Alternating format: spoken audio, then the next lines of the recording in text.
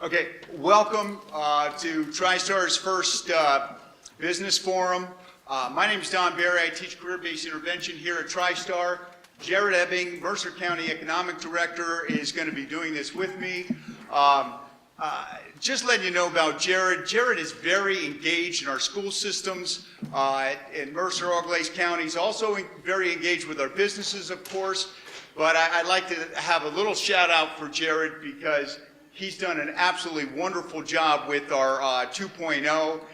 If it wasn't for Jared, I don't know if it's gone as smoothly as it did, so we really appreciate that. So just to let you know, the goal of the panel today is the need for highly qualified employees.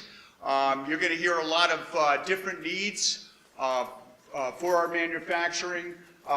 It's an open discussion. So if you have any questions, you want to ask a question, please raise your hand and we'll answer it. If you don't feel comfortable with that, write it down, pass it up front, we'll make sure it gets read. Like Marcia said, I'd like to thank the businesses for being here, taking time out of your busy schedule. I'd like to thank Dr. Smeezing and Jason Lupke for allowing us to come together and having this today. And you, the audience, for being here and understanding the importance of a strong business and school partnership. What we're going to do, we're going to start on our far right with Brian Steyer, Mr. Machine, NEDAC, and we're going to work our way all the way this way to the left. Just give your name, your company, what you guys produce, and then we'll just take it from there with questions. So with that said, Brian, you should, if you can undo that microphone and just pass it on.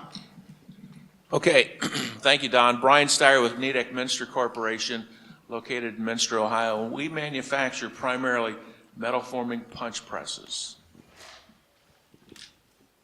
Matt Oakes, also with NEDAC Minster, just recently became part of the recruiting team there. I came from the San Francisco Bay Area where I was recruiting out there for some significant time and have been recruiting right around 10 plus years. John Huber with Ferguson Enterprises, HR manager there. We are a distribution center, so we're not manufacturing any product, but primarily with plumbing and plumbing supplies. Brian Westcurtis representing Duzoi. We are a bulk feed trailer and body manufacturer. We also do a service and repair shop and a weld fabrication shop. Dave Willis, Salina Tent, Director of Operations. We do pretty much everything that's industrial manufactured materials and products. A lot of it's tents, but we also do a lot of military things as well. I'm Don Holway, Chief Human Resources Officer with JR Manufacturing in Fort Recovery. We make the metal part of automotive headrests. That's our primary product. We do not do the foaming or the material on those headrests. We make the safety part of the headrest. Contrary to popular belief, they are not for naps. They are to protect your neck in the case of a crash. So it's a very safety-oriented product. We also make what you would know as the under-seat adjust bars for manually adjusted seats. We refer to those as towel bars. We also make seat cushion frames. Again, this is all metal parts, bending and forming metal parts. Seat cushion frames for the base of the seat and the back. Jeff Pax with Pax Machine Works. We're here in Salina, Ohio. We actually have about 26 Minster presses in our facility, and we manufacture a lot of automotive components that you guys use every day, but you never know you used them. A lot of seat belts, a lot of oil filters, stuff like that. My name is Kurt Kramer. I'm a corporate recruiter for Crown.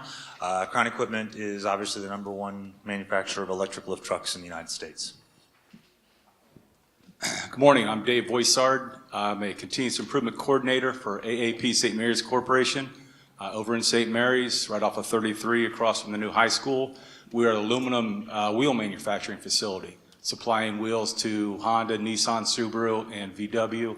We have about 650 employees. Angie Layfeld with Mercer Health. We are in the business of caring for people. So we have our main location in Coldwater, Ohio, with other locations in the surrounding communities. Jen Egbert. I'm with Precision Strip in Minster, Ohio. We don't make a product, but we toll process metal. So the big coils of metal that you may see on the back of a semi-truck running down the road, we'll take those and cut to length them or slit them down into smaller coils for mostly the automotive and appliance industries. So what we say we're selling is quality and service to the customer. Yes, I'm Dennis here with Reynolds & Reynolds here in Salina, Ohio. Corporate headquarters in Dayton, Ohio. Founded 151 years ago to produce business forms. In the 1920s, we got into the business of providing those kind of forms to the automotive industry. And today, we are the #1 provider of documents to the automotive retailing industry for the work of retailing cars. Every state is different in their laws. We are the legal experts. 90% of dealers in North America use our forms. We have 4,000 people employed throughout the country, 450 in Salina. We've been here, next year we'll be here 70 years. Good morning, Derek Pease. I'm with Dennis and Reynolds, plant engineer. My name is James Brinkerhoff. I represent Valco. I'm the site manager at their Coldwater facility. Basically, we manufacture products for poultry, swine, and egg production industry. A lot of our processes are stamping, bending, machining, welding. So, TriStar's right up our alley. Hi, I'm Diana Lee. I'm the HR generalist and work with Jim. I think that Valco is the area's best kept secret. We actually ship all of our poultry, swine growing operations all across the world, including Russia and the Middle East. So we are all over the place with our products. We have about 100 employees here in Ohio, and our other 2 plants are in Pennsylvania. Great. We're going to start with what's the most in-demand jobs in your company? The most demand for our products or our line are actually entry level. And so we are looking for folks who are ready to work. And I think that probably the whole panel will probably agree that having job readiness when they're in 11th and 12th grade or when they graduate is the most important thing. We sometimes have employees that come in, they'll work for a week, and then they'll take a day off just because. And so we really are looking for good work ethic, that they actually want to come in, because with our company, as well as I'm sure the rest of them, there's room to grow if we see that spark of commitment, and the ability to really do a good job and have a good attitude. We at Valco are not looking for someone who is absolutely has to be skilled when they come in. We'll actually teach when they're in-house. Entry-level positions are the toughest jobs to fill.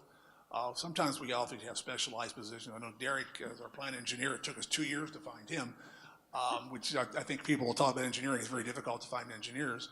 But for the most part, I'd say 75 to 80% of the population is capable of doing what we do, and they're all out there. They're just all working. So it's very difficult to find people today because we're all looking for that same person. Everybody wants so. And I will tell you right now, if a student came up to me and said, "Can I tour your facility?" I'd say, "Yep." Anybody, we're always out there trying to sell ourselves as a great place to work, and that's the challenge we have today. Too few people and too many jobs. Real quick, I just want to interrupt real quick before we get to that.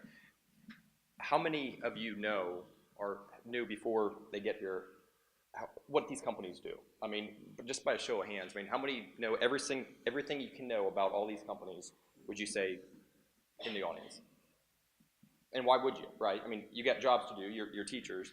So when we're going to talk here today with the panel and get information from them and talk about some of their experiences and what they're looking for, therein lies the issue. If you don't know, and most of your students' parents don't know what any of these companies do, or even that they exist, then how can we message the opportunity that all these companies are going to talk about today, to our kids? So I guarantee if the whole auditorium was full with students, I would ask that same question. Nobody would know anything about these companies. So we want to learn a lot today about the companies, but more importantly, we want to make sure that we message that to the students, not just what kind of jobs and in-demand jobs and great opportunity that exist here, but just being aware of what these companies do and what we have here. I mean, this is a slice of America right here. I mean, we don't have to go to Columbus or Indianapolis to find high-tech companies and different positions.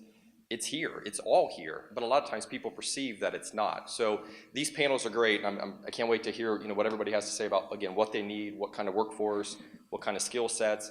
But I think we have to make sure that we understand what these companies do, what they offer, what technology they employ, and be excited about that, so that we can message that to the students, so that at the end of the day today, or at the end of the school year, the students know exactly what opportunities exist here in the company, so that when a company says we need this kind of skill or we need this kind of position filled, we can help them broadcast to our area that no matter what you want to be, no matter what you want to go into, no matter what career you want to follow, I guarantee it's here, not just with this panel, but the other 100+ companies that we have here. They're all here. Just most people don't know about it. And again, it's nobody's fault. Why would you know about all these companies? You got jobs to do. So when we do teacher tours in the summer, when we put stuff on Hometown Opportunity, when these companies have brochures, just keep that in mind, that we just want to, our purpose is to broadcast all the great things we do here, so that when they talk about skills they need, it resonates, with our kids, that they need it, but also we have it. So sorry to interrupt, but just wanted to throw that out there to make sure we're aware. So I'm just going to build on that a little bit, because we really fight two common misconceptions. One is that you have to have a college degree in order to have a career. So we have entry-level positions, and we are a very strong promote from within culture at Precision Strip. So we want students to know that going to college isn't your only option to be successful. We're looking for kids that have a strong work ethic, but we're also looking for problem solvers. So if there's ways that you can challenge the students to solve problems and teach them, maybe some specific problem-solving skills, that helps us quite a bit. But also the other misconception, and Jared, you talked about it just a little bit, is that we have IT jobs. We develop all of our own software in-house. We have a truck fleet over 200, so we have diesel mechanic positions, and we also build all of our own equipment. So engineering in-house, people that put those machines together in-house. So you don't have to go off to a big city in order to have a software development career or an engineering career. Those things exist back home. And it's really difficult for us to communicate the value of a small town to people that aren't from small towns. So recruiting people from big cities to fill those roles has been very difficult for us. It's really important that we get the message out that those, for the kids that understand the value of this small town that we live in, that those opportunities exist here.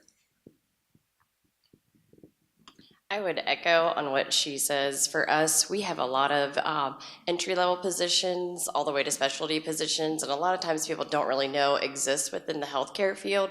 So anywhere from like a nursing assistant to our housekeepers, then we have like quality RNs. We have a need for physicians, and sometimes it's hard to get the message across that there are great opportunities for you in the small town area. Once you go away, go to college, you can come back, or if you want to even just start as a nursing assistant, we definitely are all about developing, sending people back to school, helping pay that tuition, and have those great employees that want to work. We know we have weekends and holidays. We have off shifts because as a healthcare provider, we don't close. So getting those people who really want to come in and work and really have that compassion and want to care for your neighbors, for your brothers, your sisters, your family. I mean, that's what it's all about for us. And so we just always are looking for that right fit, that person who has that spark in their eye, who is a hard worker, who is not afraid to learn and do, because we're always learning new things. Healthcare is always changing, and it's always very exciting and very new. I feel like I need to hit replay because it's exactly what we're looking for. One thing I'd like to add to that is, in the day and age of the video game and in the social media and everything at your fingertips, one of the things that we hope and we want to develop with new people is got to put your time in.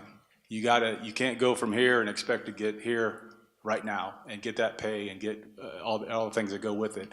We've got to work. That's why it's called work. We got to get out of that I want it right now. I should be getting this amount of money. Stress to your students: put the time in. Put the time in. Work. Good things will happen all the time.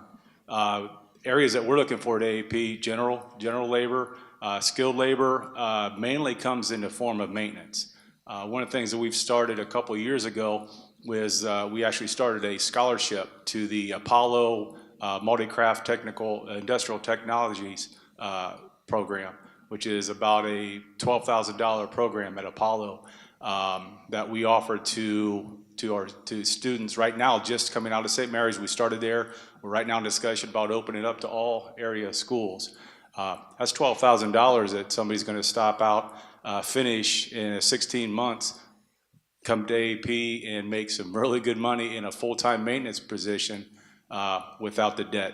And think about that debt. We talked about 4-year school. It's not for everybody, and the debt is amazing when you look at it. So if we can get our kids in our own backyards to start looking at those kind of things and take advantage of what we have as far as our local companies, that's huge. The opportunities are major right in our backyard. Yeah, so we're all fighting the same battle, I think, everybody at this table. Crown, there's two different sides, a little bit unique. Our corporate headquarters being in New Bremen, Ohio, we've got 14,500 employees around the world, so our scale, we're just very large. So with the bulk of our manufacturing being around this area, machinists, production support, entry level, I assume there's probably several at this table who would tell you that if you're a welder, you can work forever and ever and ever, and I've never not had a welding job opening. They're in demand. Obviously on the corporate side, really technical positions, everything from software engineers, industrial design, user design, all those sorts of things are difficult, very difficult, because to echo the thoughts from earlier, it'd be so much easier if our kids here knew I can go to whatever university I want to go to, become a designer, and that exists back home. I think kids, they just don't know what they don't know. So I think there's a lot of value in these kinds of events. Mr. Berry letting us come in and speak to his classes. This panel is fantastic because we need to make sure that our children here know that this Auglaize Mercer County, there's plenty of work for them here. So. Yeah, at the risk of just saying the same thing everybody said, I've really got nothing to add. We share the same concerns that everybody else has. I think just the exposure, like Jared mentioned, just to get our names out there, to know that there's many, many good opportunities out there. And I think the only thing to add, I guess, to expand on is just that there are many opportunities that nobody has to just go to college, go to college, go to college. I think we're seeing that end of the pendulum swing the other way to where there's lots of skilled jobs right out of high school. So that's all. JR Manufacturing is a high technology company that just happens to manufacture automotive parts. And I say that because there are a couple of unique things. One is JR Manufacturing is highly automated, and we employ many robots. The robots themselves, have their own needs, much like our employees do, but the robots have their own needs, and that involves a great deal of skill. And so we look for those people that can tend to our robots. But in maintenance was mentioned, maintenance is huge. There are still those jobs that require turning a wrench, and we need that kind of knowledge and that kind of skill. One of the other unique things about JR Manufacturing is that we build our own production machinery. So that when we get an order from a customer for a new automotive part, we actually design and build that production machinery. So all the skills involved in that, from the design elements to the sensors and the cylinders and all the things that go into production machinery, to the software that drives them, all those skills are very important. And so JR Manufacturing, like many people mentioning here, we offer very generous tuition assistance and training kind of assistance for whatever is germane to our business. You know, as the HR guy, I stretch that as far as I can. You know, I want to find good people, and I want them to stay with us. And we believe retention is an issue for all of us, I'm sure. And so we try to design programs that will keep good people with us. You know, we have tuition reimbursement, we have training reimbursement, you know, we do internal training, we train entry level, we train our people, you know, for weeks before we release them on their own, in developing new and different skills. And one of the skills was mentioned early on here, in problem solving. And you know, we employ, as part of our processes, and probably many of my colleagues here do as well, a process called 5 Why. That's not the letter Y, that's the word why. And that's the question, why? You know, when we're looking at problem-solving skills, you know, we want people in our organization that question and ask why. You know, people that think outside the box, creative thinkers, analytical thinkers. You know, if there's something that you can relate to your students is employers want people that can think. And can think on their own and solve problems. So the most important question in any manufacturing process when things go awry is why. And if your students can answer the why, or they're trained to deal with the why, they're going to be a very valuable employee in just about any company. So, you know, we're a very high technology company, and we continue to develop that technology in advanced manufacturing, in an advanced manufacturing setting. So all those skills are very viable. And we talk, another colleague mentioned, you know, we hire them and they come to work for a week and decide to take a day off just because. Yeah, everybody has that problem, I think. You know, but the challenge for us as management and these corporations is intergenerational. You know, we're trying to train our managers to deal with intergenerational management, intergenerational recognition and reward. You know, people of different generations find different things valuable. And we've got to understand what's meaningful for them. So it's not just a one-way street, teachers. You know, God bless each and every one of you for what you do every day with our young people. And we generally appreciate it in business. You know, but it's also incumbent upon us to recognize their needs and what they can do, what we can do for them. It's a two-way street, but I just want to take an opportunity to express my gratitude for what we do every day, challenging job you have.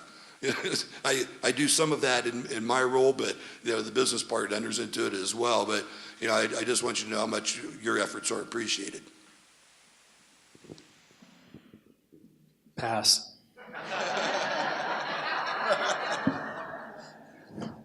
Just checking.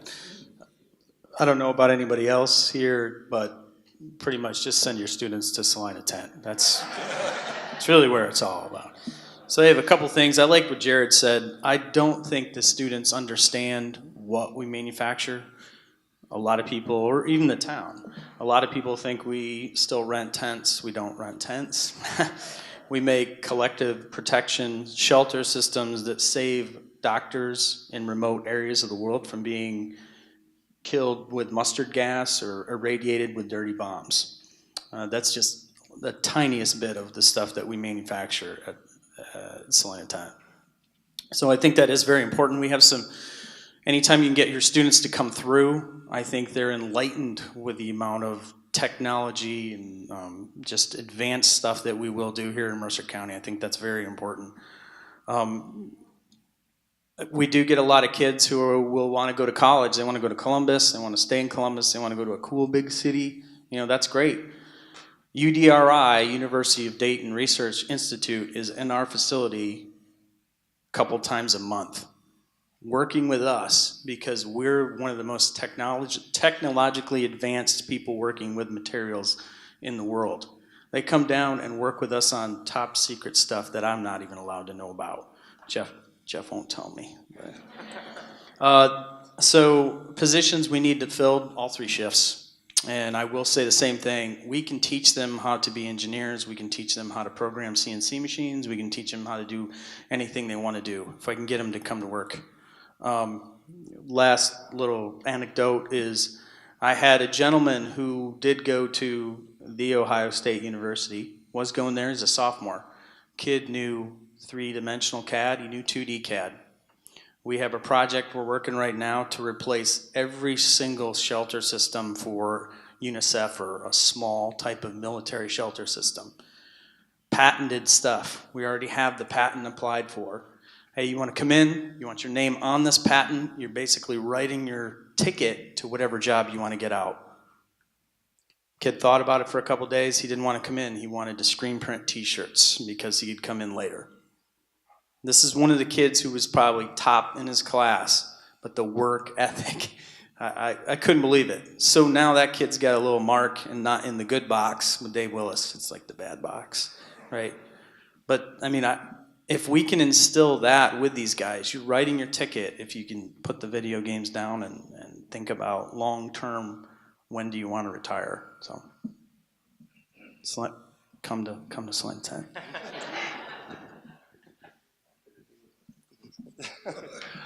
Being here from Dewsway, I would say very few of you out there have heard of us. Guys sitting up here probably have not heard of us.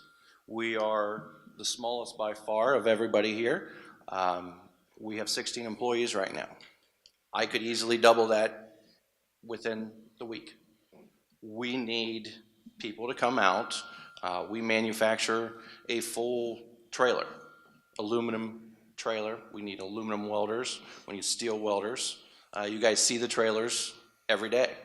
They haul the feed to the farms. They're all over town here, Mercer Landmark, same trailers. We build those. Nobody has any idea that's what we do. We need engineering help. We need sales, marketing help. We need people that want to show up, just like everybody else. We need people that understand hydraulics, electrical. We running a service and repair shop. Mercer Landmark could have 3 trailers show up. We have to diagnose what's wrong with it, fix it, and get them out the door as soon as possible. So the ability for people to have an understanding or be willing to learn is a huge need for us. Our sales, our competitors, as far as a manufacturer, are 10 times the size of us. But we have the ability, we make a better product. We've worked on their products for 30 years. We know what's wrong with them. We've re-engineered them. We've designed them to fix these problems. We just need people that want to come in, work, and be part of a team that could grow. We could grow really quick, but we just need people. So that's pretty much all I've got. At Ferguson, we have about 110 associates, most of which are entry level. From the, I guess, most basic setting, what we really need from our folks is the ability to do basic math, the ability to show up for work 5 days a week as expected, and the ability to pass a background check and drug screen. If you can do that, you can probably be a quality associate for us. I think what's interesting is that this same conversation is not happening just here, it's happening nationally. So this was the same topic that I was tackling in the San Francisco Bay Area as I am now tackling here. So it's a nationwide issue. I think the big thing is we have to adapt to millennials a little bit more as companies. Millennials are going to play a huge factor in our U.S. economy. They are very progressive thinkers, they're innovators, but we have to learn how to harness that a little bit better as companies. I think also too, when you're looking at a student who's in high school, most of them really are going to change their minds maybe 5, 6, 7 different times in terms of what they want to do with their career.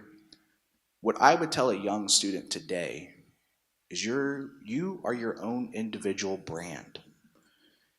You need to invest in yourself to make your brand worth what you think it's worth today.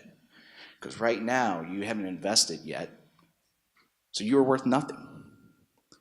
However, if you want to invest into yourself, I would tackle it in a strategic way now.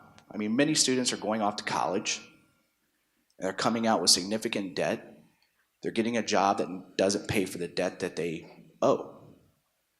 What I would do as a young professional, and again, this goes back to being a person who's going to invest in themselves, I myself would go to a company. First, I would decide what is it I want to do. And I would go to that company, like a Nidec Menster, who offers anywhere from entry level to, your engineering, your senior engineer positions. And I would go and start working with them. And what I would do is I would utilize them to then pay for my education. So then that way, when I have done that, and I continue my career with Nidec Menster, or whoever it may be at that point, you're coming out ahead now as a person who's invested into themselves. You have zero debt because the company has helped pay for that education. You've also invested significantly in yourself, which is going to allow you as a student and as a professional to now be worth more on the open market. Now, people say, well, that's not what you want to do, is to send them off into the open market. You want to try and harness them for 30 years. I'm being a realist in that today, people have options. Those options are not to spend 30 years at a particular career. You're hoping as an employer you get 5 to 6 significant years out of them. And then when they move on, you're hoping that you're breeding a new era behind them to continue your success as a company. I just think in terms of us as companies, we got to own the accountability as well in terms of the awareness that these young professionals have. Many do view the Googles and the Facebooks and all those companies as the sexier company to go work for. I'll say this, yeah, they provide you free breakfast. Yes, they provide you lunch. And yes, they provide you dinner and dry cleaning. But guess what? There's a reason to that. They want you, they own you at that point. You are there all day, every day. You have no work-life balance. The great thing about smaller communities like this is it offers a great work-life balance, a great opportunity to, get your professional needs met, and also to get your personal needs met as well. So you're able to go off and be a successful and productive citizen and be able to, mentor their own children into productive, successful people as well. Don, what was that question? Really, I have nothing to add. It's all true. We all have the exact same story. Our greatest need is we need people to go to work in our foundry. Without castings, metal forming, our gray iron castings in our operation, everything stops. We don't make punch presses for PAX Machinery or whoever it happens to be, and those are very hard. They're working in a foundry is dirty work, but the wages are very good and the benefits are excellent. So that's our greatest need right now, people to go to work on our foundry. So so everybody, we've been down and back as far as an understanding of what these companies do and some unique challenges and what they're looking for. What I'd like to do is if you can grab that mic down there as well. We're just going to ask a series of questions, and whoever can pipe in, that's what we're looking for. So again, one thing that I just want to make sure everybody understands is the opportunity that's here. So you talk about building yourselves, the students themselves as individuals and building their background and their history and their awareness. Well, how do they maneuver? I mean, that's exactly what they should do, but if you're a high school student, how do you go about doing that? First thing is they have to know where to go, what do I want to be? Well, I don't know. Well, start researching and start looking into companies. And that's why, not to tout our website too much, but on our Hometown Opportunity website, all of these companies exist with footprints and videos and pictures because we want kids to be able to map out what they may or may not want to do and to research it on their own time. They're on these darn devices all the time anyway. In fact, I think they're slaves to these things. Snapchat, I could toss out. So they're slaves to these devices. Why not put these devices to good use and learn a little bit about what these companies are doing so they can create their pathway? I tell people all the time, I have the greatest job in the world. I get to see what these companies do. So does Angela, so does now Shelley. Get to see what these companies do all the time. And every day I go in, it blows your mind. I mean, talk about what Salina Tent's doing, see what Crown's doing, see what all these companies are doing. It absolutely blows your mind and makes you so proud to be from this area. But we got to get these kids to know that, because if they're doing all day is Snapchatting, and they're not building themselves a plan, or at least being aware of it, I don't fear about future workforce issues. I fear about our community. You know, that's why we're involved. Is, you know, as Matt said, I mean, they're dealing with this all across the country. Well, let's set ourselves apart so that 10 years from now we don't have a community that doesn't look like it does today. So the only way to do that is to build the identity and the background and the experience of these kids so that 10 years from now they can communicate with any company. Again, they may not all stay here, but we have a stronger community as a result because we know what's going on. We're feeding the need with high tech, and we're aware of what we're doing versus just being zombified with Snapchat and anything else that they're distracted with. You guys have a tough job because I don't know how you just try to get kids to focus on what you need them to do when they're thinking about something else. And the other thing I would say too, real quick, is, you know, how do you get a kid to focus and to be aware of what's here? I mean, right now you can pick up their phone and they can Google any answer they want. So that deep thinker, somebody mentioned before, that the critical thinker, the problem solver, you know, any of you companies can use a young person that knows how to do something versus just Google it. So that's the challenge of getting your kids to not just be aware of what's here, but to want to be challenged and want to problem solve and want to work together. If you do that, and these kids do that, I think these companies will take any one of them because anybody can Google anything, but you need people that want to learn and want to develop more. So I guess that's my follow-up question to anybody here is, when you're hiring new people, especially young people, we have great communities, great work ethic, great families, and now I'd put it up against any area as far as the work ethic, but let's talk about the not so good. What are you seeing that troubles you when you interview a young person? Not just not showing up, but, you know, what troubles you when you look forward? And what advice then would you give to teachers and parents to say, hey, these kids need to get it together? So we're looking for advice on what you're seeing that's troubling. I would say just real quickly, I think this discussion is awesome, but I think maybe us as companies need to do a better job of reaching out to the schools and such, and so maybe all of us need to spend more time in the classrooms with the school teachers. I know that, you know, Valco, excuse me, goes to Coldwater once a year and talks to one of their classes, and we bring resumes and teach or applications and try to teach them how to fill out an application and such. But maybe we need a better relationship with all of you out there as far as maybe tours in our companies and us going into your classrooms. So this might open up that discussion. But the thing that troubles me the most is that the work ethic isn't there, and it's almost as though there's this entitlement, or there's this, you know, when do I get paid? And it's like, well, this is only day one. You know, you don't get paid until you actually work, and so that's troubling. And the other thing is the drug screens.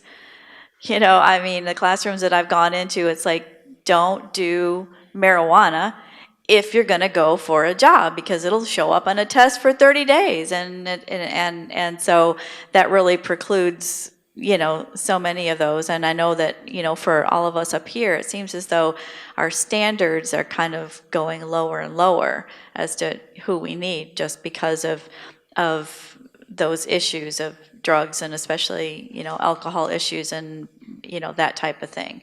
But I would say better maybe communications and working with you teachers out there one-on-one or with your classrooms might help all of us a little better. Okay. Kurt, I think you had a comment.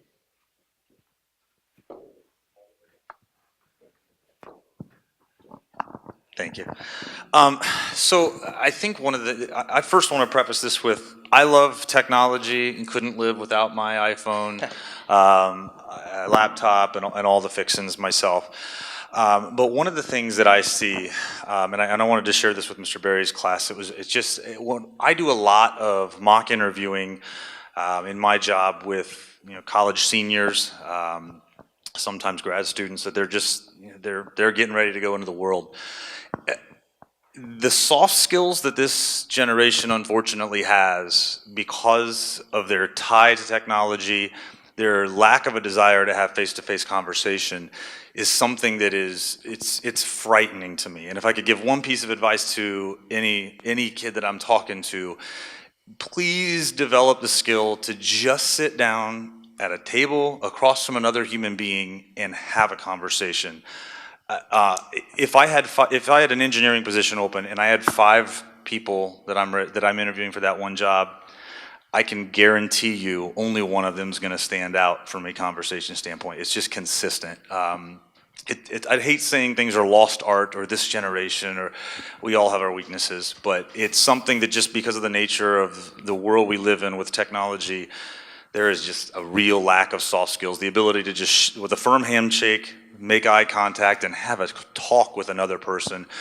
I don't know if there's anything that's being worked on through the school systems. I know that's something that he had a great presentation of his students, so big commercial for what he's doing for his classes, because it's something that I can't stress enough, the ability to be able to present yourself well in a conversation. So. Don invited me to speak to his class as well, and he heard in that session much of what we're saying right now. When I speak to the students, the communication skills are vital.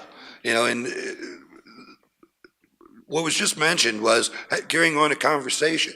I think some of our young people today are so fragmented in their thought because they move so quickly in technology, and it's difficult sometimes to carry a conversation beyond 30 to 40 seconds, and because that's really the span of time that the technology allows them to deal with the topic. And while I again am very much committed to the technology, there needs to be a balance, and you as educators and we as business people, we don't function in a bubble, and if we do, we need to be in that bubble together. And I have accepted many opportunities to speak to classes, young people, and I've told Don in the past that had I not ended up in HR, I probably would have ended up in the classroom with you.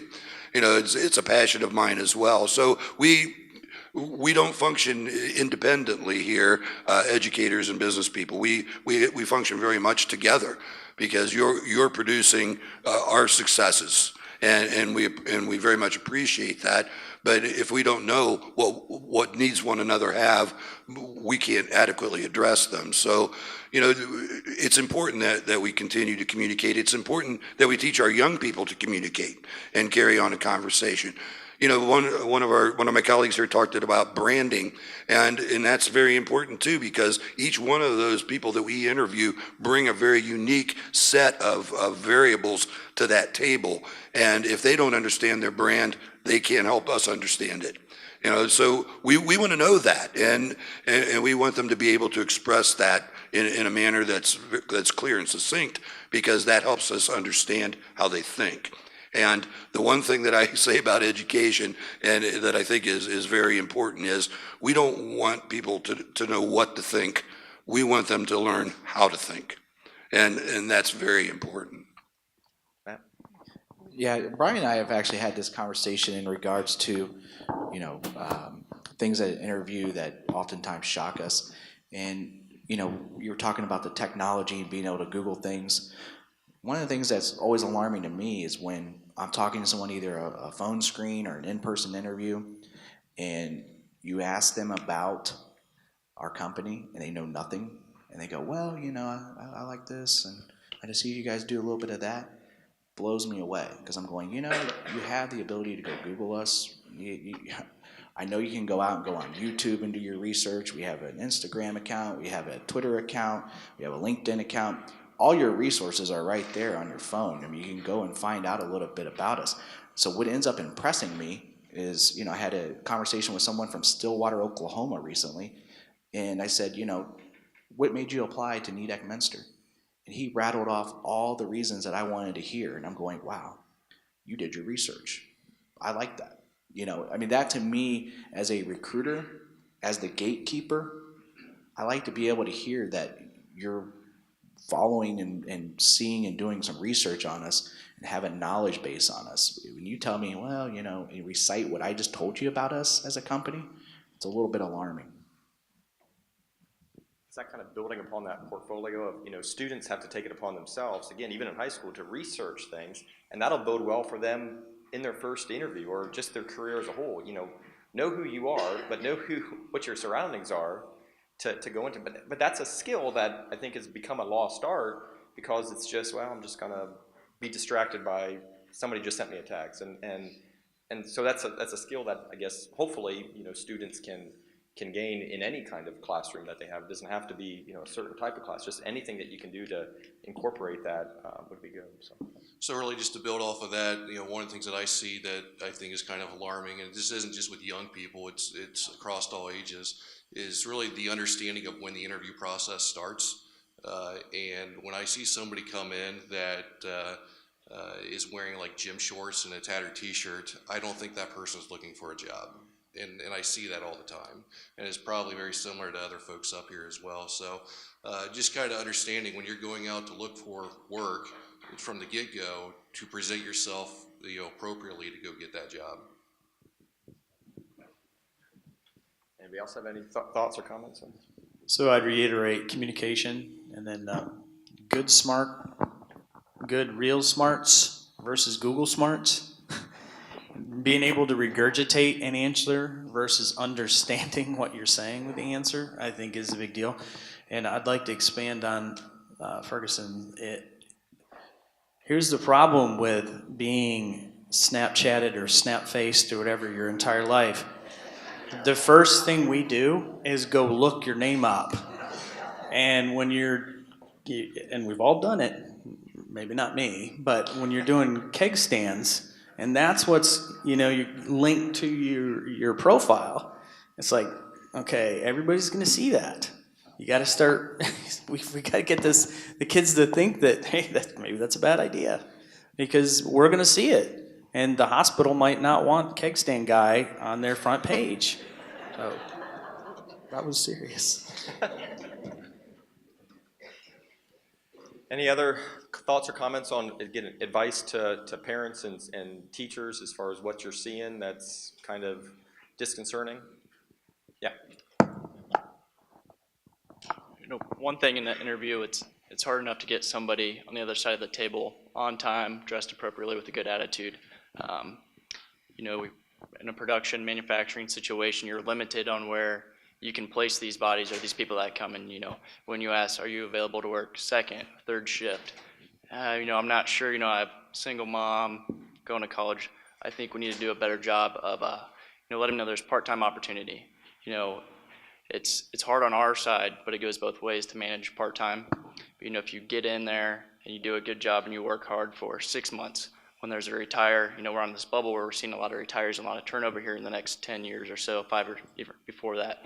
If you do a hard job for 6 months, there might be a first ship opportunity, you know, or you can go to school and you can pay for it. You know, we put a lot of pressure on our youth. You know, Solana does a great job. You know, I'm a recent graduate.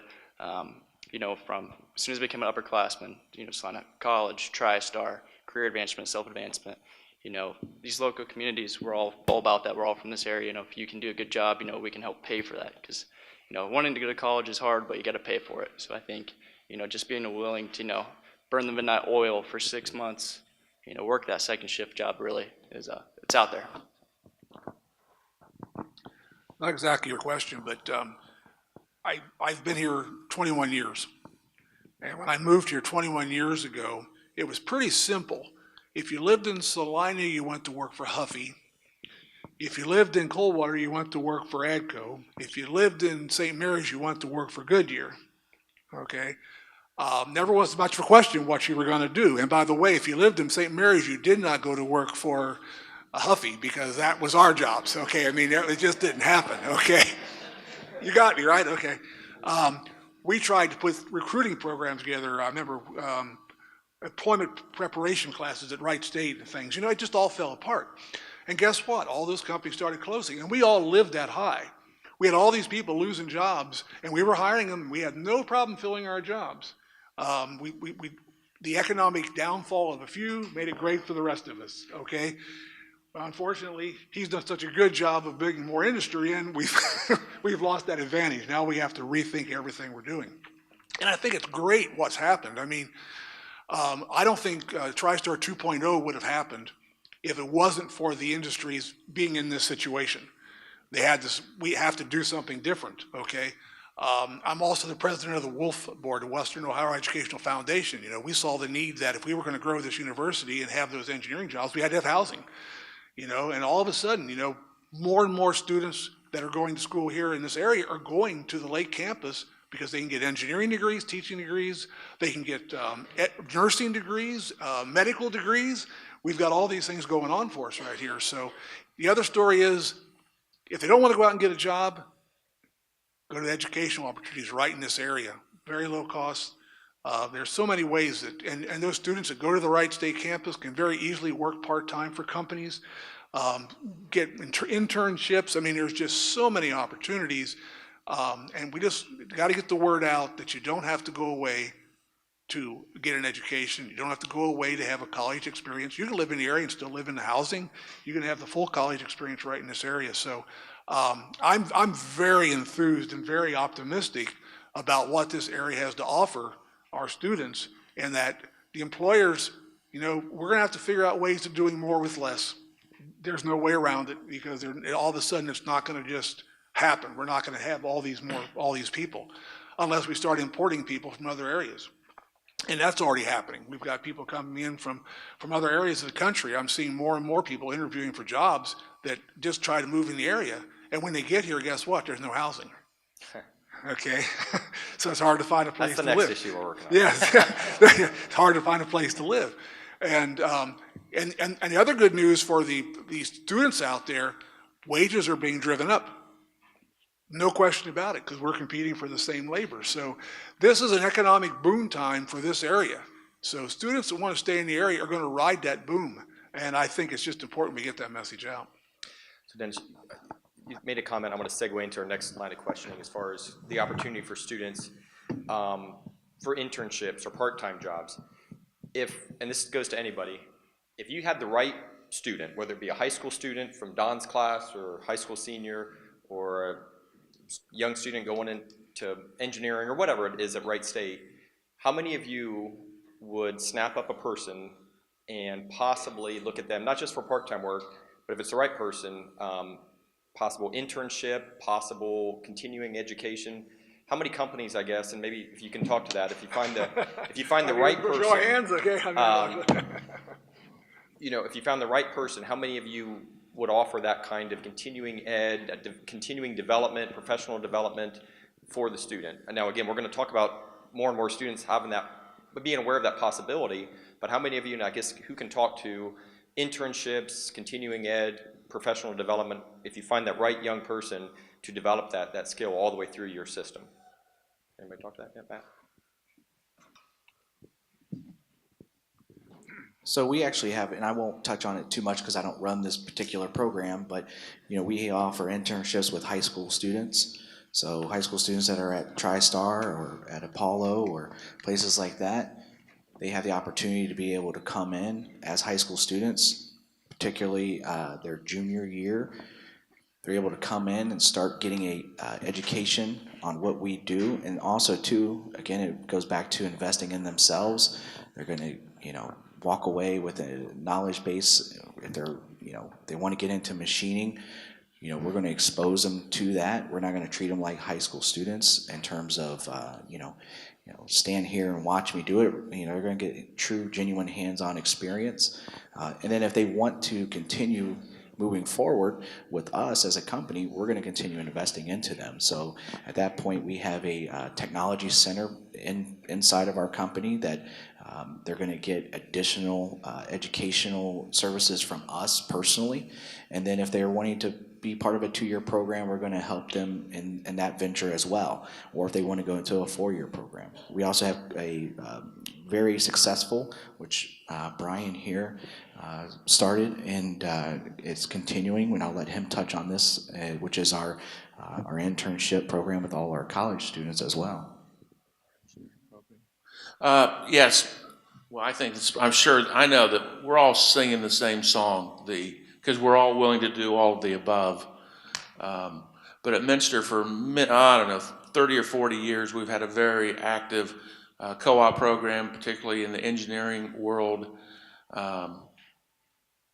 We work with really any university. The fact that the Lake Campus started a 4-year engineering program here a few years ago has been a very, very good thing. We like those students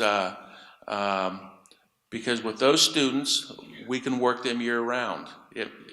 All the other universities, the students will come for a semester, and then they're gone for half the year or 3/4 of the year. If they're a local student, like at Wright State, we can get them to work part-time, but year-round, and I think working 15 hours 12 months out of the year versus 40 hours for 16 weeks, and then you don't see them for 3/4 of the year is a better scenario. But our engineering programs, our co-op engineering programs, in fact, Derek? Sir. How'd that work out for you?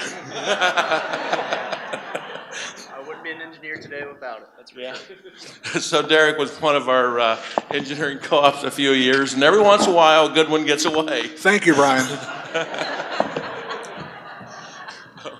But yes, so it's yeah. Again, we're all going to say the same thing. We're going to be completely open to those kinds of programs and very actively open to them.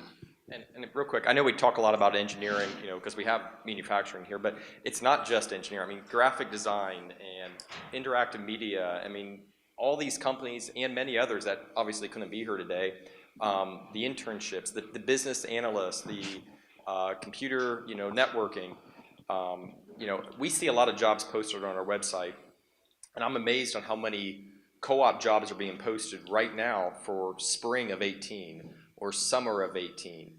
They're looking for kids now, young people now, and again, it's not just engineering. It's a lot of, and it's not just Mercer County companies and Auglaize County companies. We have Emerson over in Shelby County. I know I shouldn't mention any other companies, but we have a ton of companies that are looking for talent. But if kids, again, I just keep harping on this, don't know that they're looking or don't know what they need to do to set themselves up for that opportunity, we're all missing the boat. And that's what scares me, is if we're missing the boat, who's going to be catching that boat, and will our community falter as a result? So just making those kids aware of opportunities, not just in engineering, in any field they want to go into. Most of these companies will develop that because that's our asset. That's our greatest asset, and these companies want to keep that asset here. So why wouldn't they want to develop it?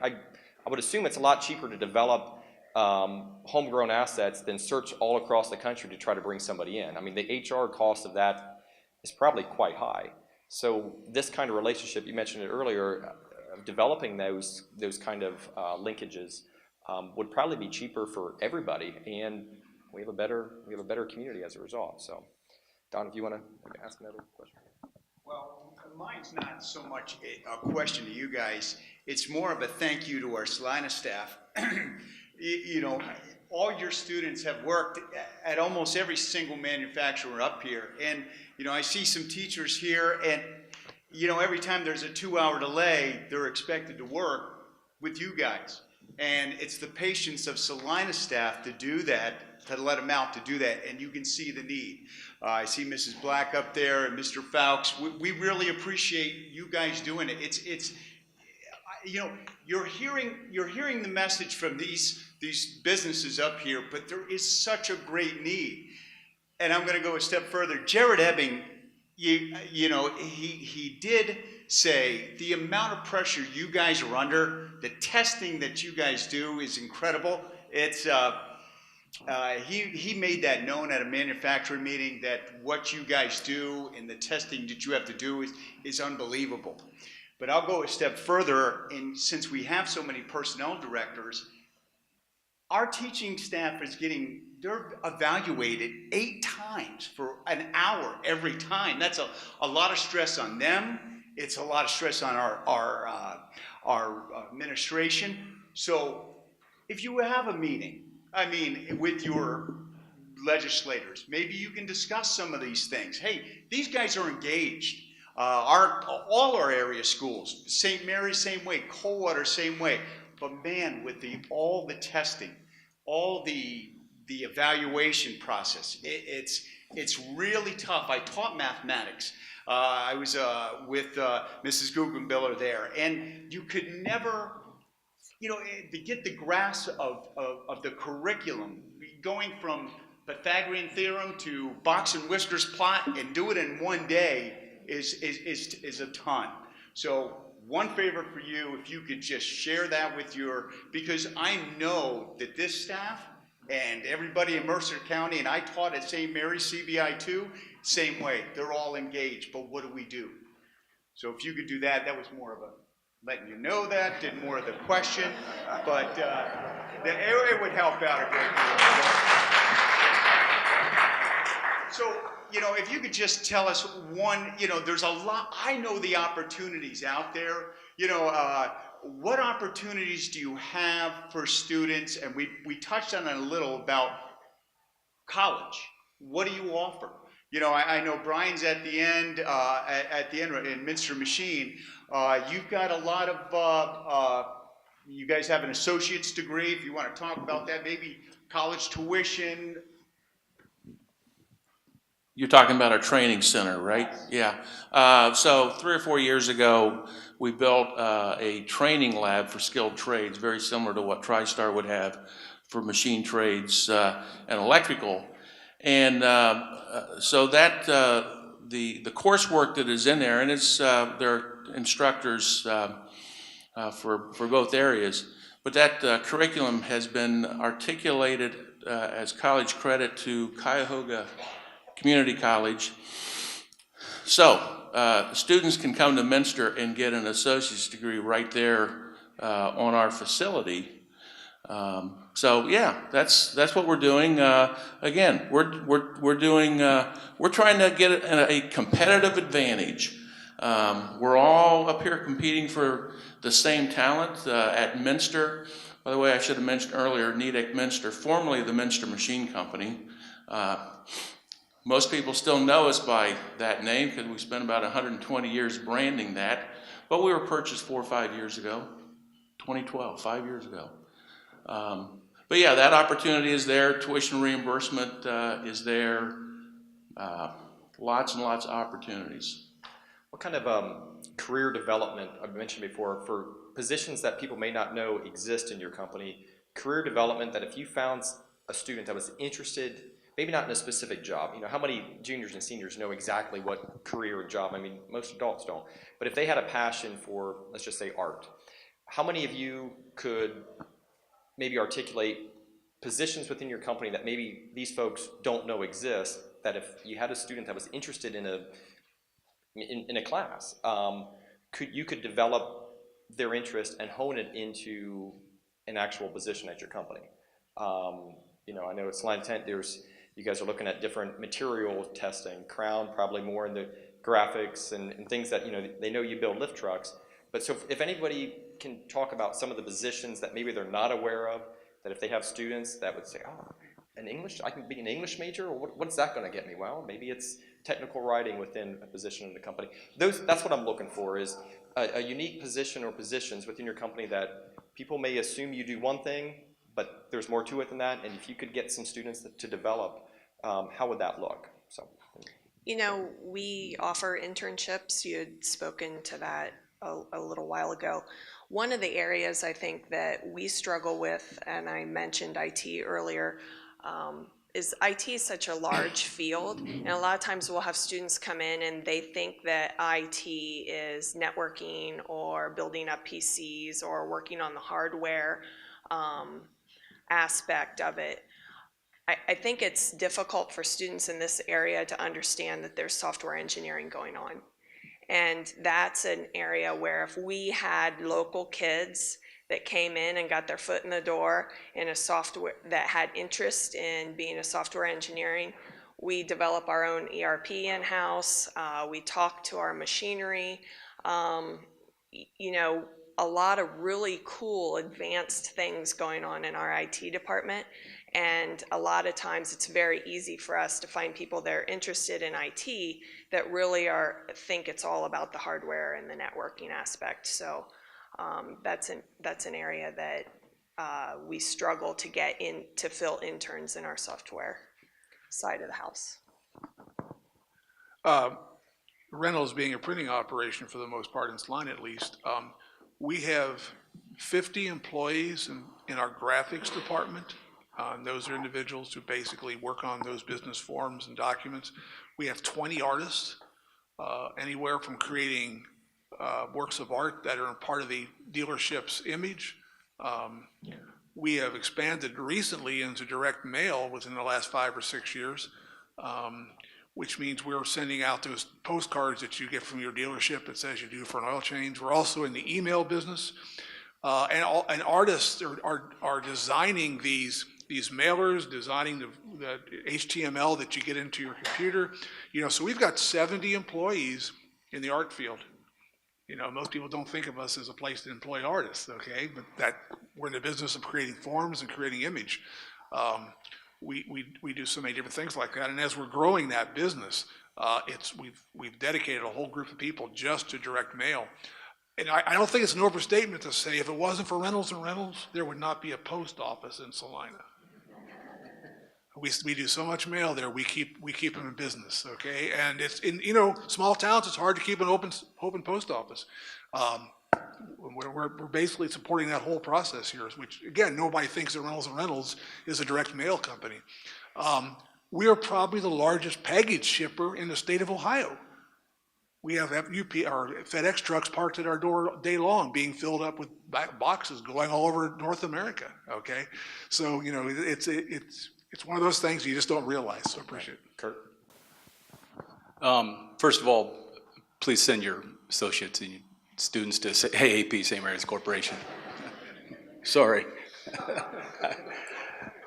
I know.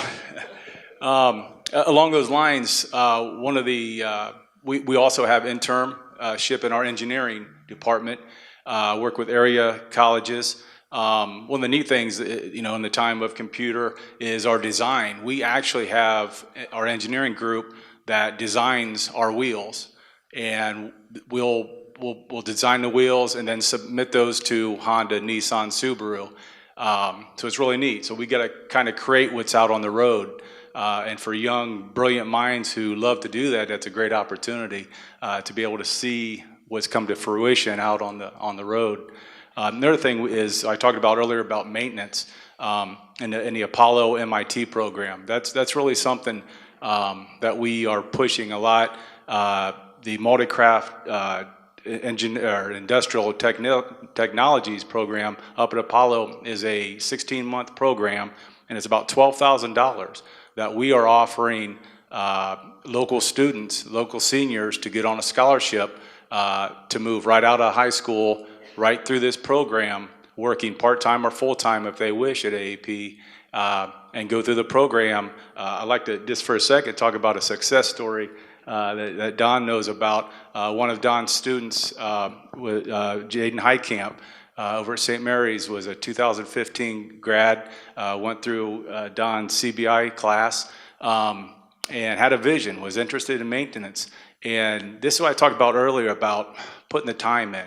Okay, here's a kid who had a vision, saw beyond, saw 2 years down the road, worked full-time at AAP, started out at maybe $14 an hour, doing minor maintenance tasks, landscaping, went to school from 6 p.m., worked from 7 a.m. to 4 p.m., went to school from 6 p.m. to 10 p.m., Monday through Thursday, okay, and for 16 months, and has graduated and has went from that status to a full-time maintenance associate, making in the area of $26 an hour, no debt, okay. That doesn't include our benefits and our attendance program. What an opportunity. And as we've all talked about, we all have those kind of things that, if anything, that kind of push from the teachers to make sure they understand that, wow, just take a drive around and look at all the facilities that are out there and what opportunities they have. So we're really proud of that. Jaden did a great job. He was a great kid. So those are the things that we're looking for. Yeah, I think, you know, I was just doing a presentation at another local high school recently, and I had the teacher, one of the slides I had up had, the Crown has 850 plus job titles. And after the class, the teacher came up to me, we were talking, and he said, I had no idea you needed pilots. You know, we have, you know, a fleet of jets, you know, and that just got me thinking, where I feel like we have an opportunity to help you and all of these local school systems is letting these kids develop a passion or multiple passions as they grow older. I know there's ninth graders that are fantastic artists. They're the most creative people that, you know, that are in your classes.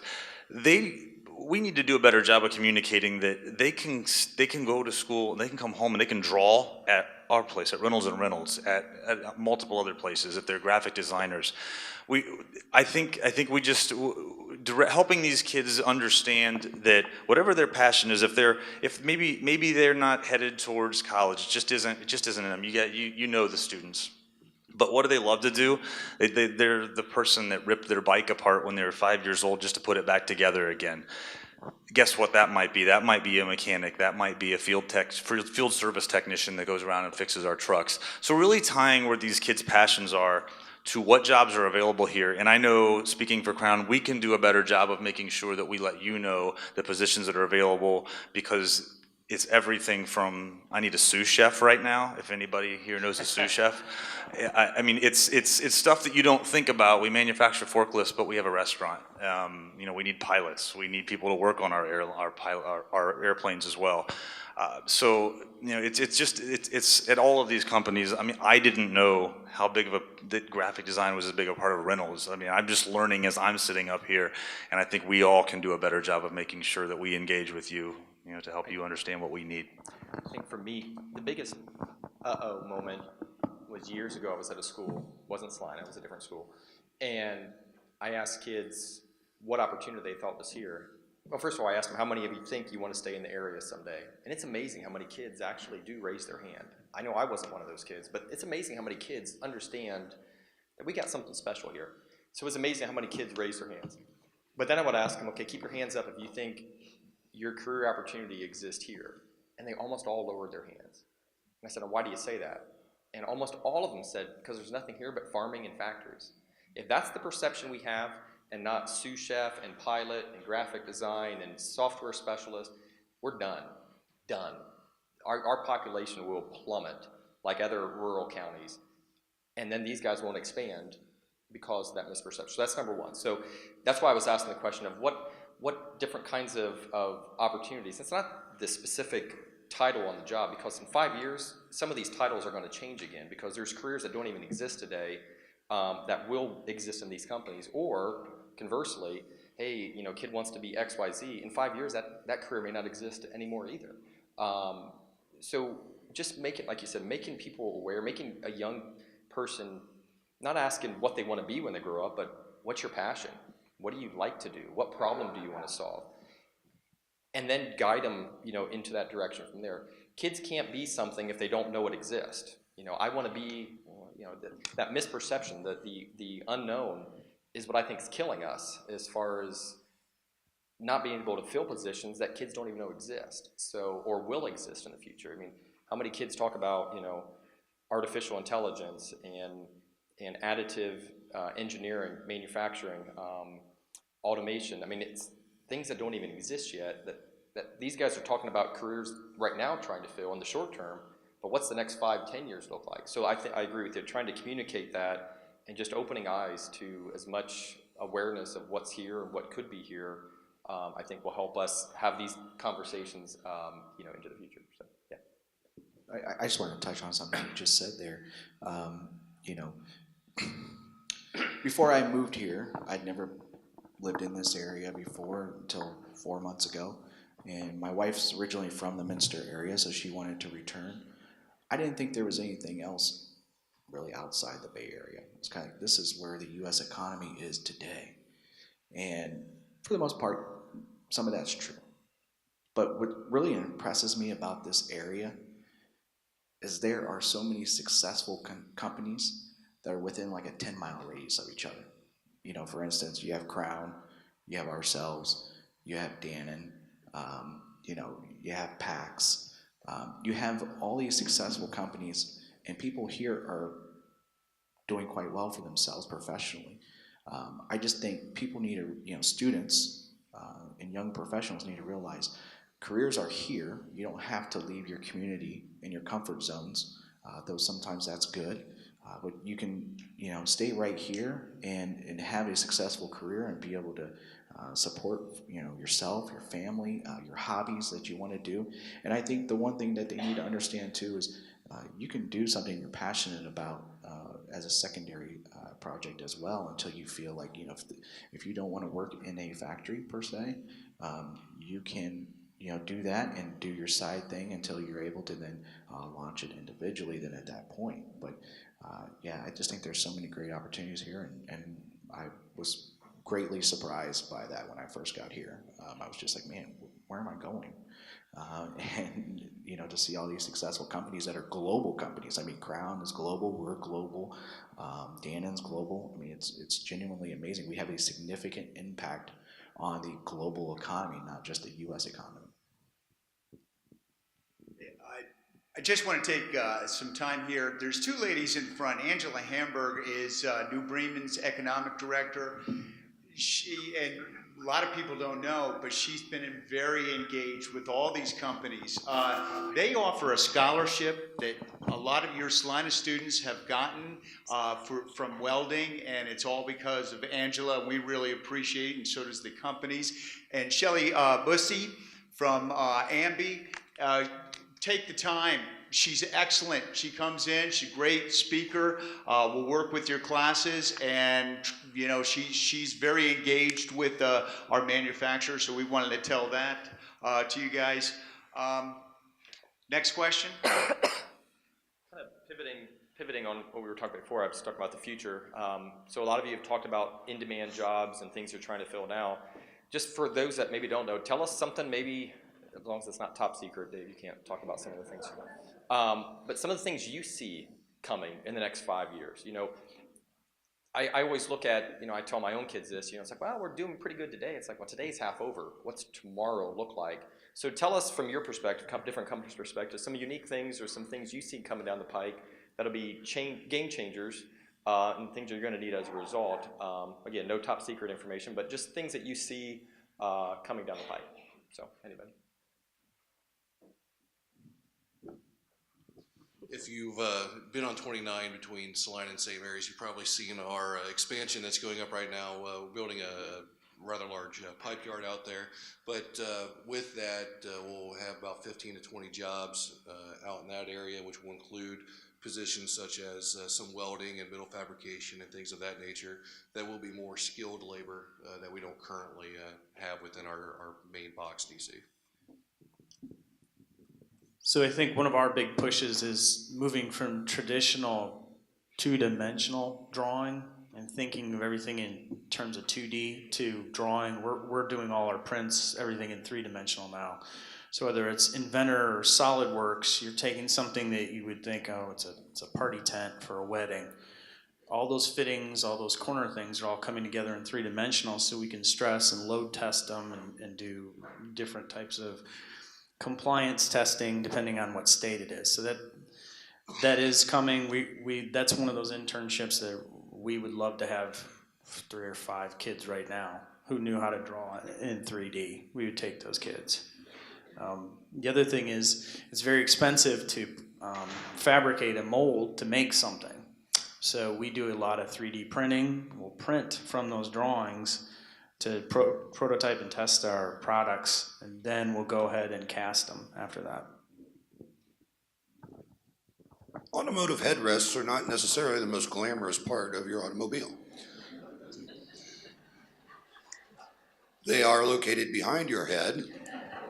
We would locate them in front of the head, but it seriously affects visibility to make them more noticeable. However, There is innovation in automotive headrests. You know, we recently launched our own research and development arm. We partner with a company, one of our parent companies, our sister companies, I should say, Wubotech in South Korea, who has done a bulk of our research and development over the years. We have recently launched at JR Manufacturing our own research and development department. Why? Because headrests in the future, and they've already started. Does your headrest, does it tilt? Does it fold? You know, does it slide? You know, all those things. When headrests move, we refer to those as mechanisms. And those mechanisms there's very intricate design to maintain safety features while maintaining comfort or other features within that headrest. In the future, your headrests will have ventilation. They will have speakers. You know, there's a lot of things that can be done with that unglamorous part located behind your head. And so research and development is very important for our future at JR Manufacturing, and we look for people with those skills as well. As I mentioned, we're in the printing industry, but you know, I remember 20 years ago they said, don't go work there because paper's going away, everything's going to be electronic, you won't need paper. Well, that hasn't happened, but it is happening. There's no question about that. The fewer and fewer forms are being printed hard copy. There are a lot of things done electronically. The thing about Reynolds and Reynolds, and as we've developed these going forward, what we sell is legally enforceable forms, whether it's on a piece of paper or it's on a computer. They have to make sure they use the right document. So many of our documents today are sold electronically. They just pay a click charge, you know. They pay us to use it, even though it's a virtual kind of a pay. And we make good money selling nothing, okay? Except the legal expertise. You know, so you may not see as much paper being, you know, printed, but you're going to see a lot more email communications. You're going to see a lot more electronic communications, all of which Reynolds is moving into. So, which again changes more and more computer-oriented jobs. Graphic type jobs. So as the paper goes away, which frankly I don't think it ever will, thank God for California. They want hard copy, dry, wet ink on everything, and every year they change the requirements. So we print new forms every year for California. I think they're 40% of our business, and God bless the legislators of California. Angie, anything in healthcare, like, you know, robotics, surgery, things like that with the new hospital expansion? What do you see in the healthcare? So I do know, as many of you have seen, we're working on expanding the hospital. So with that, we're definitely wanting to bring in new opportunities in the surgical area. So whether we're bringing more things that are more specialized, like more orthopedic opportunities for individuals to have those procedures in their hometown instead of having to go maybe to Lima, to Dayton, to those places. So definitely there will be a need for maybe physicians who are wanting to stay within the area. You always see those physicians, they do have to go away for their education, but a lot of times we will have them come in and they intern in our facility, do a lot of their clinicals with our different physicians. They have to have so many hours, so it's great to see them come back. We do offer them tuition reimbursement, as well as other individuals within our facility. We do a lot of tuition reimbursement. If there's specialty positions that we're in need of, if we see a student who is very interested in that type of position, we actually will kind of do a contract with them and pay for their education, because some of our positions, you have to have highly skilled individuals who that is their drive and that's what they want to do. Let's just take it. How can these teachers, Mercer-Auglaize County teachers, this is all going to be filmed, help you guys find employees? I just think for us, like, just really setting your expectations for your students. I mean, having them show you guys the respect, having them show their peers the respect, we find that we get the best people that way. I mean, that have good values. And that's, I guess, what we really want to stress from you guys, your guys' standpoint, to really influence that. And don't settle for mediocrity. We see a lot of people that get C, and they come in, they give their application. They're very, very average per se, but not that there's anything wrong with the C.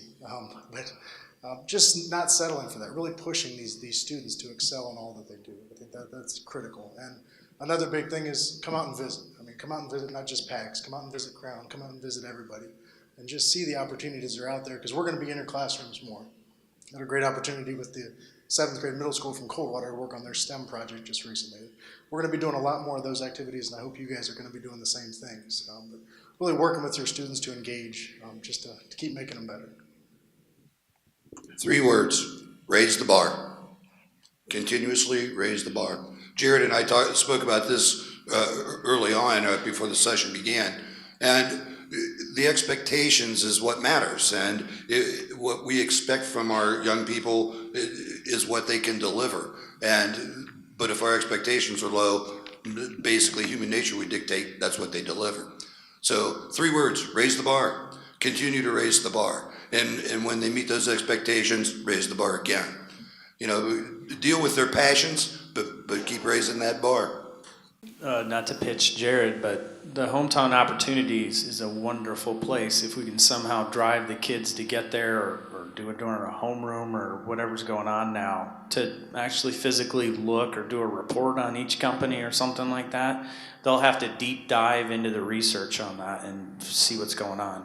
Yeah, I would say, you know, you guys as educators have a pretty tough task ahead of you. 1, you guys are constantly being evaluated, and 2, you know, meeting those standards of the testing for the state is always, you know, a high priority for you guys as well. My brother's in education, so I fully understand that. But, you know, I definitely think getting them to understand the students, that the community is important, investing into the community is important, them being the pillars of the community is important as well. And then, you know, again, like someone just said, doing some research on companies here. We have a, you know, phenomenal history ourselves. You know, 120-year-old company that started as a blacksmith company that has now moved into what we are today, which, you know, I think if people found students, you know, we essentially, anything in the U.S. that's in a can, it comes off of a Minster Machine Press. 100% chance. National or globally, 97% chance it's off of a Minster Press. And most students probably don't know that, and I think it's kind of a cool fact.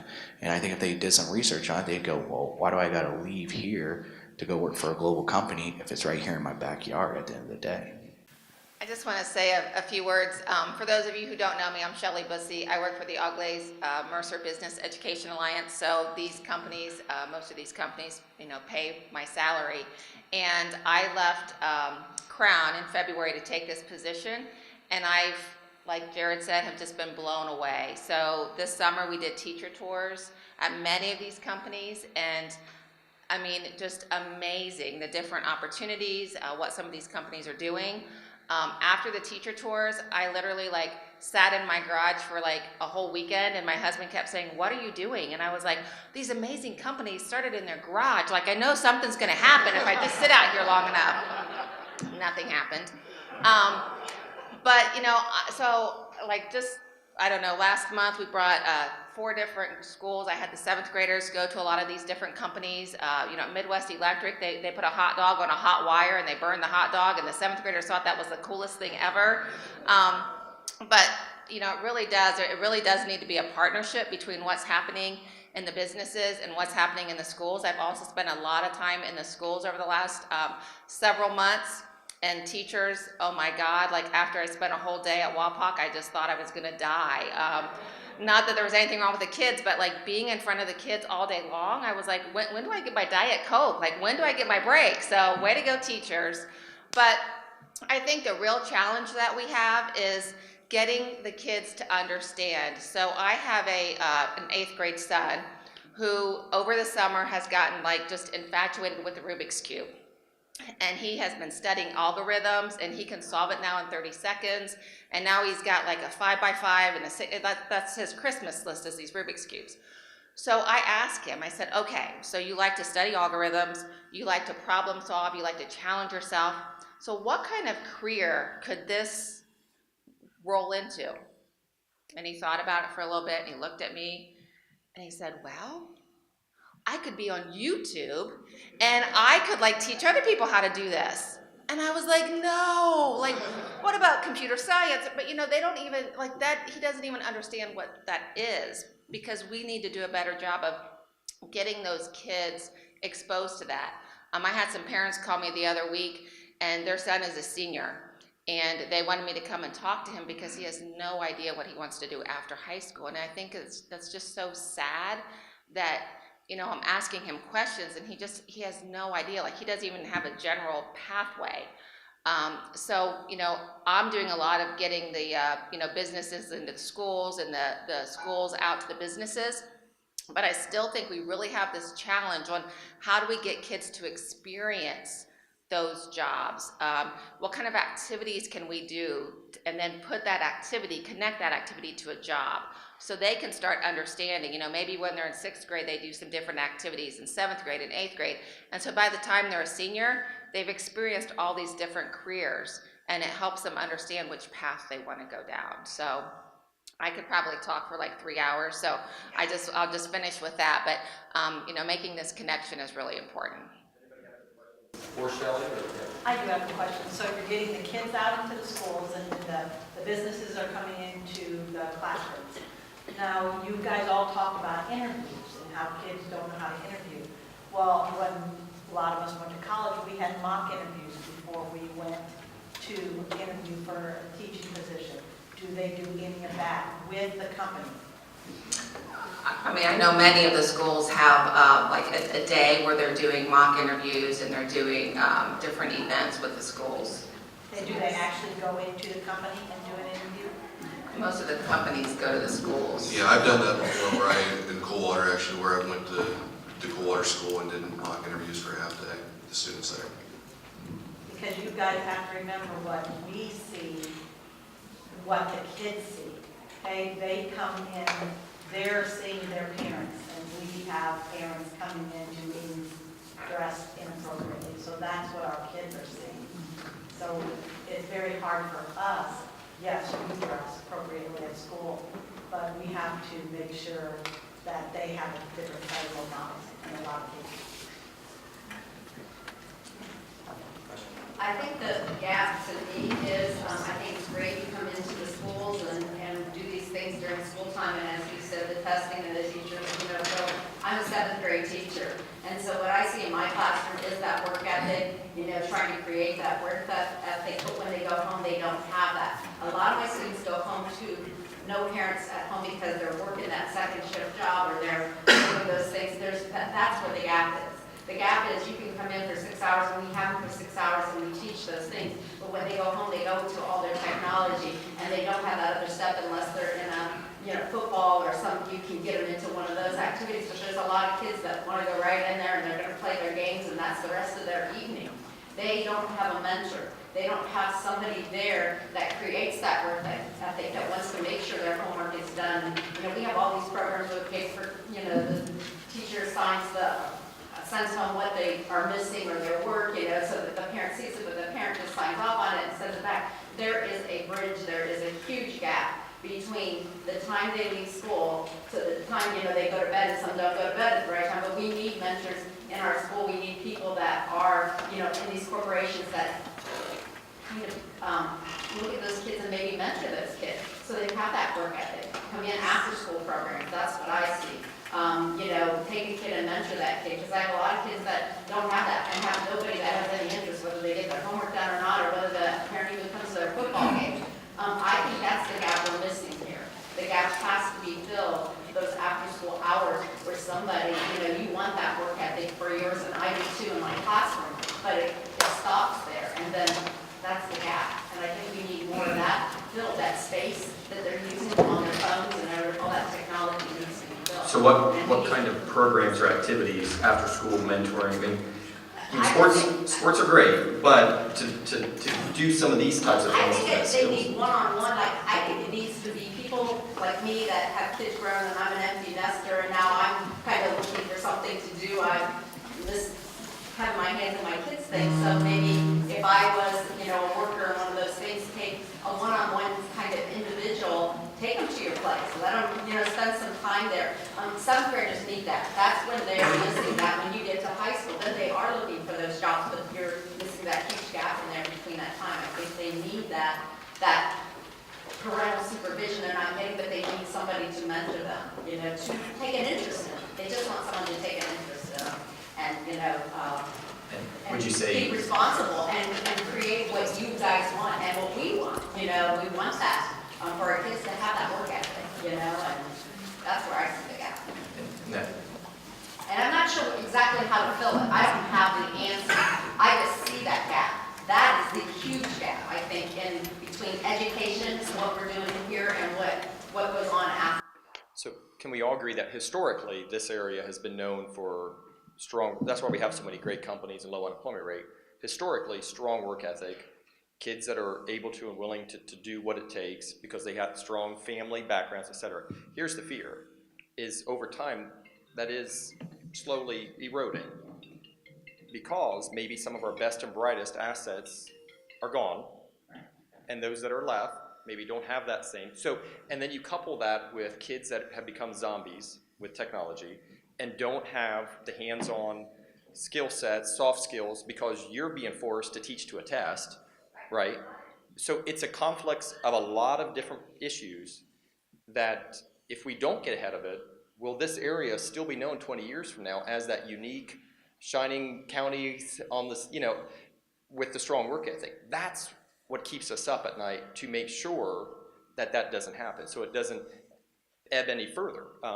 So what kind of programs, I mean, this is a great, you know, effort, and what Shelley does and what Angela and I and Don, I mean, we're all trying to get ahead of it, but it sounds like we need just a little bit more, and whether it be mentoring or extracurricular type of activities, after school activities that, and again, sports are great, but what kind of, you know, how many programs like Don's class or FCLA or FFA or those kind of programs where kids learn to do interviews, and they're extracurricular activities, but they learn how to present to businesses, et cetera. I think we put less and less importance on that as a community because they're so busy with, let's see, soccer season, this season, this season, this season, and then electronics, and then testing. So we're kind of creating an issue that, how do we get ahead of it? And I think cooperation between schools and businesses and people like us to what kind of activities, you know, could come out of this. I'm a big believer in STEM, not just because I want everyone to be a science or an engineer, but because they get that hands-on, you know, more than just process of taking a test.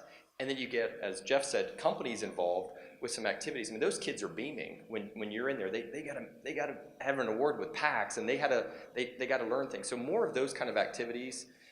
I know there's only so many hours in the day during the school session, or extracurricular activities where, whether it be robotics or STEM programs, that I think will get kids energized to coincide with companies to develop that skill and that want to at a younger age. That then makes it easier for us to have conversations with high school kids. So whatever that looks like, and we can all put our heads together on, and again, we're all busy, but what kind, can we afford not to do these types of things? These kind of programs and activities where more kids want to come out.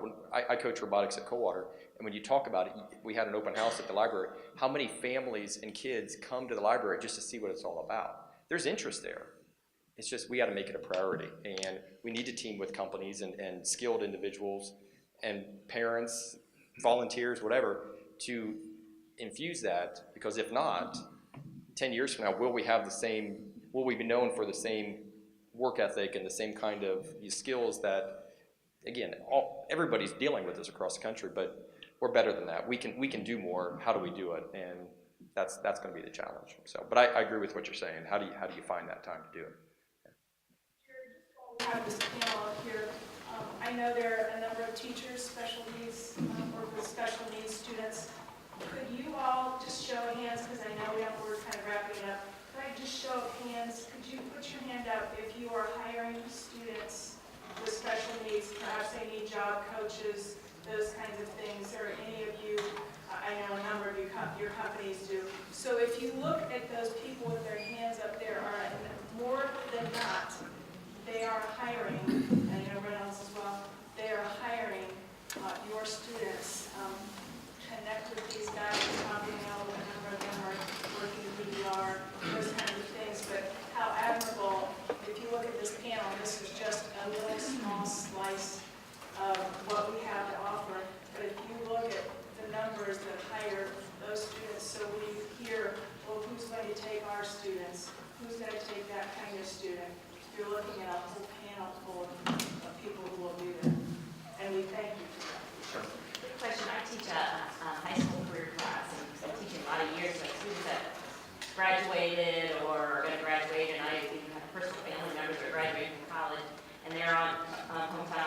Needs website, Ohio Needs Jobs, and so many of the employers will say, you know, requirements, bachelor's degree or high school diploma and 2 to 5 years experience.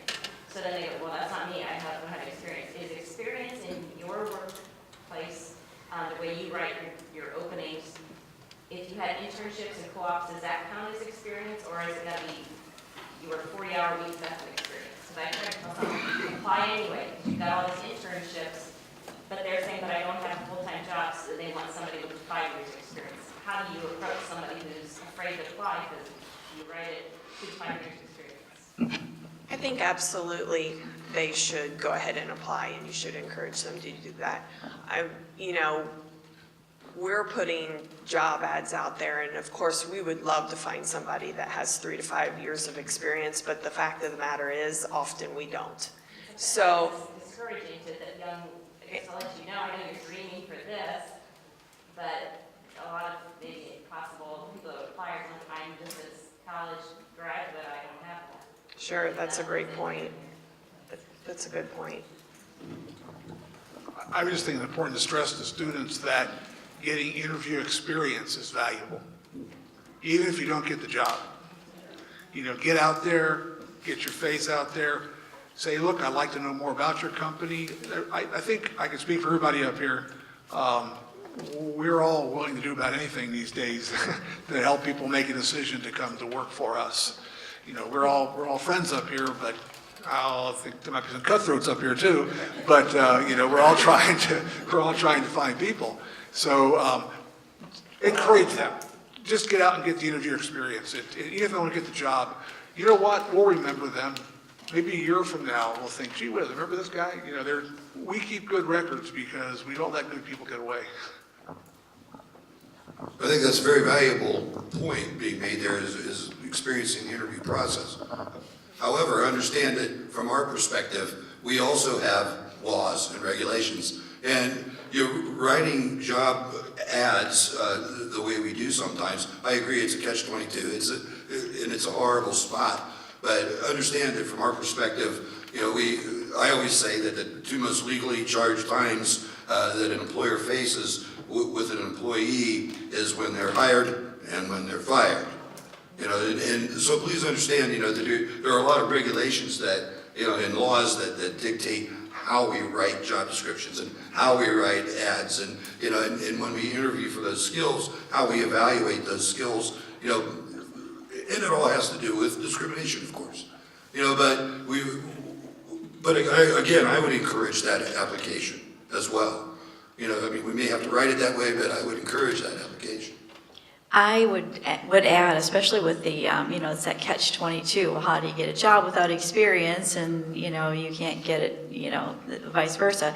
But I would say, especially for the high school students, you know, pay attention. If I see TriStar, whether it has anything to do with the welding or whatever, if I see TriStar on an application, I automatically know that there's a work ethic there. If I see that there's a person that tears apart, you know, automobiles or the bike that was suggested, you know, I will look at that and go, oh, that person has mechanical abilities. So I would say to emphasize to the students, hobbies. You know, if I see that they've been on the football team, again, there's work ethic because there's, you know, they have to work to be on the football team. So, you know, it's not just in that field, but have them on that first application, put on their sports or their extracurricular FFAs or FHAs and the, you know, key clubs and whatever else that they're into, put that down because I'll look and go, oh, this is a well-rounded person. So that's definitely something to get them a little bit ahead and get over that catch-22. Yeah, and so many of our entry level, like the corporate positions, like you know, engineer 1, electrical engineer 1, or whatever. If you're a student and you come back and you co-op with Crown, those hiring managers sometimes, much to my chagrin, hang on to those people like grim death. So almost, if you're a co-op, you do a nice job and you're successful, they're not going to let you go, and that's going to be our entry level filling. So But I would tell you to continue to apply, even if it's an electrical engineer 3. It says we want 2 to 5 years experience, because I have a real world example, just happened last week. Young man interviewed, certainly did not have the ability, he had maybe the ability, but not the experience to do the senior level position.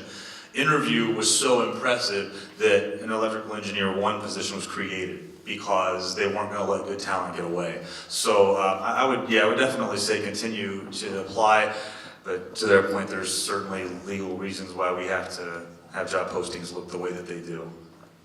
In building on that, I think from our experience at Reynolds, I would say of the people that hired, 25% are hired to the job they applied for, and 75% are hired to jobs they never applied for.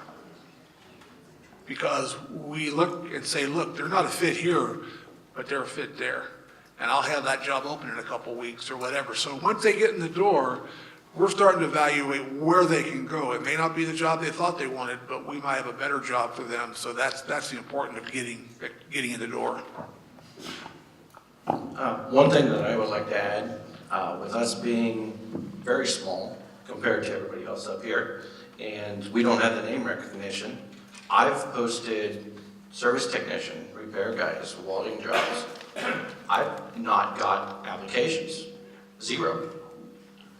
I don't know the reason for that, but if the guy that doesn't have the experience, but they have the want to learn, or that's the career that they want to take, we have first shift jobs. We are a first shift company, 7 to 3:30 every day. That's what we offer. But we can't even get people to apply. So to push them to do that, even if they don't have the exact experience, is still good.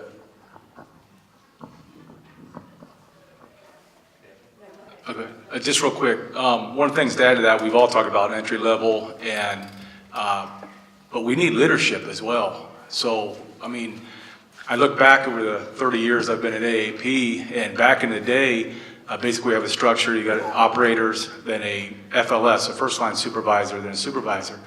The first line supervisor is really where our facility runs. They're the key component, and it was an honor to be an FLS. You know, you went in there, but now we have FLS openings. We can't get people to want to take the responsibility, take that extra time and that extra hard work. So I don't know if there's any curriculum in school that has leadership skills or classes, but you know, we got to have leaders, and as we go forward, it's going to get a lot more important. So that'd be something to look at.